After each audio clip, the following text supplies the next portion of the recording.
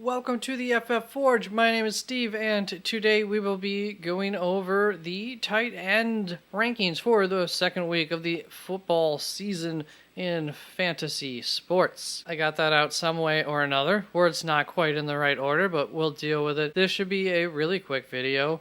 I don't have much to put on it, so what I've been doing for these rankings is a little bit different than how it will look in the future, but for right now my projections are somewhat useless until we get a few more data points. On to the rankings. It looks like Travis Kelce will have another big week. Everything's just setting up for it.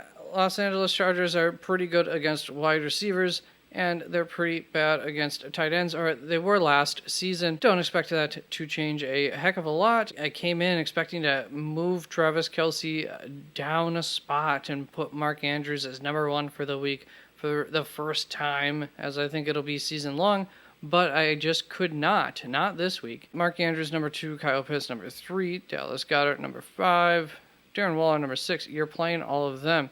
Dalton Schultz, I do have a little red on his name, as in a bust candidate. Cooper Rush did not target the tight ends a whole lot against Minnesota last season, and Minnesota was, I believe, just kind of average against tight ends. If anything, a slightly positive matchup, if I recall correctly, and I might not.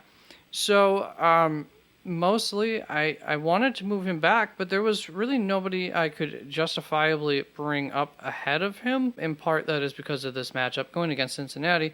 Do expect the ball to fly around this field a little bit. Then Zach Ertz, I might have moved him up a little bit compared to consensus. I don't recall for sure, and if I did, that's mostly just because of the matchup there. You know, Las Vegas is a better offense, so expect this to potentially be a higher scoring game than like TJ Hawkinson here. And as far as TJ Hawkinson goes, I think I moved him behind Zach Ertz.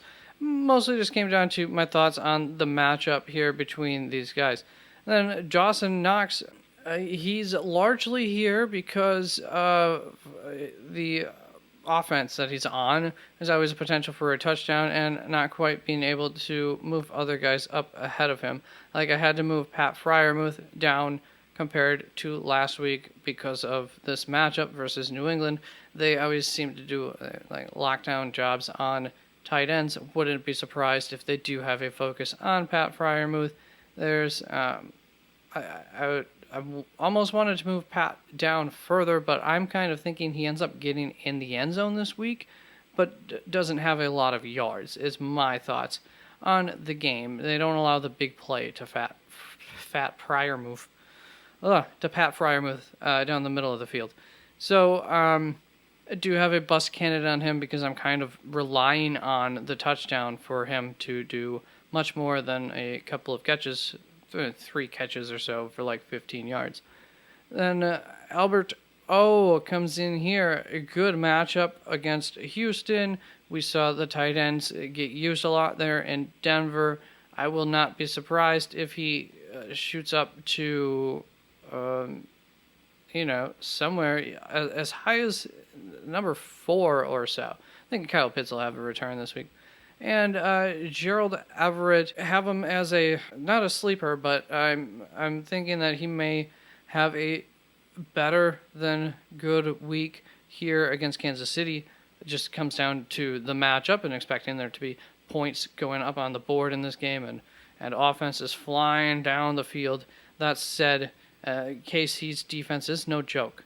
Tyler Higbee really only here because there's no other tight ends that we can trust yet.